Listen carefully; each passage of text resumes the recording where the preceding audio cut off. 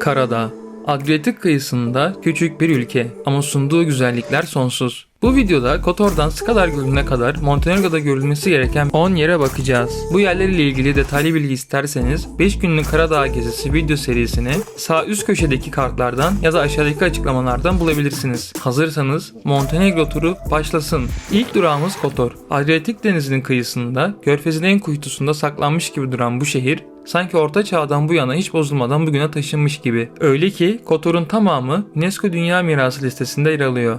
Tarihi atmosferi ve doğanın büyüsü her yıl on binlerce gezgini buraya çekiyor. Şehre adım attığınız anda kendinizi başka bir yüzyılda bulmuş gibi hissediyorsunuz. Yüksek surlar arasında kaybolurken her köşe başında sizi bir taş meydan ya da tarihin içinden fırlamış gibi duran bir ev karşılıyor. Burası tam anlamıyla bir tarih koleksiyonu. Tarihin izlerini hala taşıyan surlar, ihtişamlı saraylar ve eski kiliseler bugün hala ayakta. Özellikle Kotor Katedrali ve daracık taş sokaklar şehri adeta yaşayan bir müze haline getiriyor. Şehir turunuz sırasında tarihi saat kulesini mutlaka göreceksiniz. 1602 yılında yapılmış olan bu kule hem şehrin merkezi hem de Kotor'un simgelerinden biri. Kotor'un tarihi merkezine araç girmediği için şehrin kuzeyinde yer alan büyük otopark alanına park edip surların içine yürüyerek giriyorsunuz. Bu da atmosferi koruyan en güzel detaylardan biri. Ve tabii ki Kotor denince akla bir şey daha geliyor. Kediler. Burada her adım başı bir kediye rastlıyorsunuz. Kotor halkı kedileri uğur ve koruyucu ruhlar olarak görüyor. Hatta kedilere adanmış minik bir kedi müzesi bile var. Kotor'a kadar gelmişken sadece eski şehri keşfetmekle yetinmeyin. Körfez'in büyüleyici güzelliğini tam anlamıyla görmek için mutlaka bir tekne turuna katılın. Bu turlar Peras şehrindeki Our Lady of the Rocks, denizaltı mağaraları gibi efsanevi duraklara da uğruyor. Şehrin sunduğu bir başka efsanevi deneyim ise San Giovanni Kalesi'ne tırmanmak.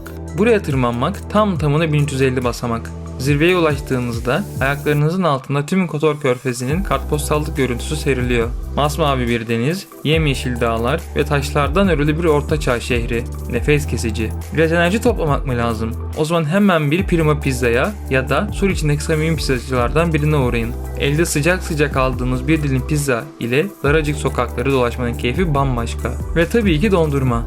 Kotor'da dondurma denince Moritz Eis akla geliyor. Doğal malzemelerle hazırlanan taptaze ve yoğun aromalı dondurmalarıyla yorgunluk anında hayat kurtarıcı bir efsane. Şimdi biraz daha küçük ama bir o kadar büyüleyici bir yere geçiyoruz. Perast. Kotor'dan yalnızca 20 dakikalık bir yolculukla ulaşabileceğiniz bu kasaba, Karadağ'ın sessiz, sakin ve romantik yüzü diyebiliriz. 17. ve 18. yüzyıldan kalma taş saraylar ihtişamlı bir şekilde sahil boyunca sıralanmış. Arabayla gelirken şehrin güney girişindeki ücretli otoparka park etmeyin. Kuzey girişinde ücretsiz otopark var, aklınızda bulunsun. Peras'ta araç trafiği neredeyse yok denecek kadar az. Zaten şehirde tek bir ana cadde var, o da sahil boyunca uzanıyor. İşte o caddede yapacağınız yavaş bir yürüyüş size tarihi taş evlerin mimarisini, denizin huzur veren manzarasını ve arada karşılaşacağınız birkaç kedi ya da martı sesini hediye ediyor. Özellikle gün batımında gökyüzü kızıllara bürünürken bu yürüyüş bambaşka bir hale bürünüyor. Yorulduğunuzda sahil boyunca sıralanmış denize sıfır restoranlardan birine oturun. Bu restoranlar deniz ürünleriyle ünlü. Taze tutulmuş balıklar, kalamar, midye. Hepsi şefin ellerinden çıkıp masanıza geliyor. Ama Peras'ın en büyüleyici kısmı karşısındaki iki ada, Our Lady of the Rocks ve Saint George adası. Özellikle Our Lady of the Rocks'ın hikayesi epey etkileyici. 15. yüzyılda iki denizci, kayalık bir noktada Meryem Ana'nın bir ikonunu bulduklarını iddia ediyor. Bu olayı bir mucize olarak yorumlayan halk, adanın üzerine bir kilise inşa etmeye karar veriyor. Ve işin en güzel yanı şu, bu ada insan eliyle taş üstüne konularak yaratılmış. Bugün bile her yıl 22 Temmuz'da düzenlenen Fasinada adlı geleneksel törende denizciler teknelerle gelip adaya yeni taşlar atmaya devam ediyor. Diğer ada ise Saint George adası. Bu ada tamamen doğal oluşumlu ve üzerinde bir Benediktin manastırı ile eski bir mezarlık bulunuyor. Ziyarete kapalı ama tekne turlarında yakından geçerken adanın üzerindeki koyu yeşil selvi ağaçları ve gizemli havası size kendini hayran bırakıyor.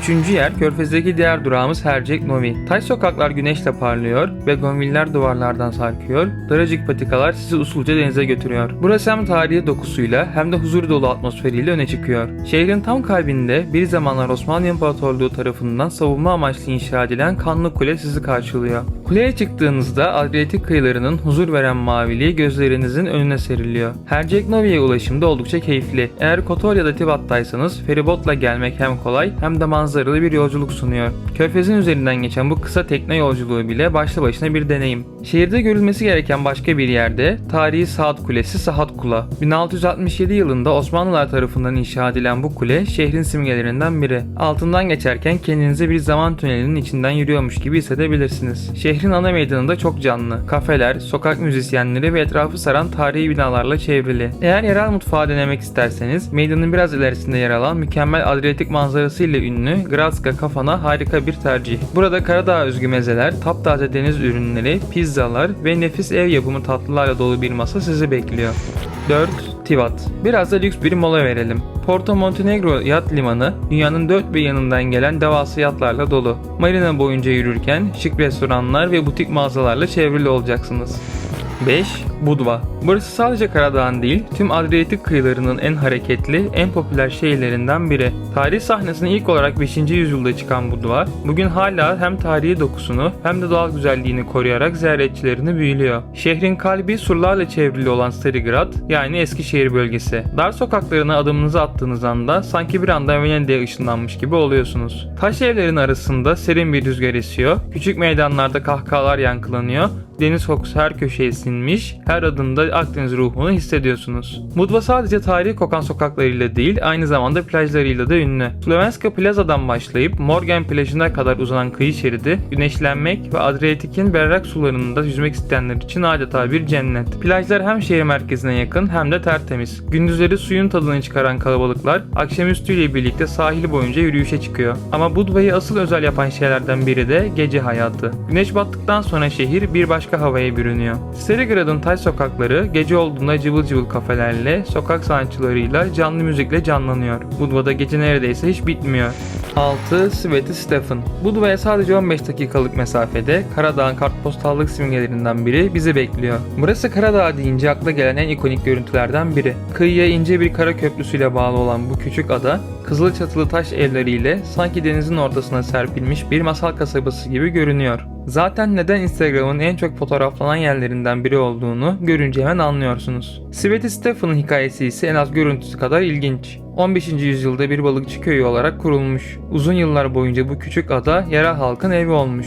Ancak 20. yüzyılın ortalarında Yugoslavya hükümeti adanın tamamını boşaltıp burayı lüks bir tatil köyüne dönüştürüyor. Ve böylece Sveti Stefan maalesef ki halka kapatılarak yalnızca seçkin konuklara özel hale geliyor.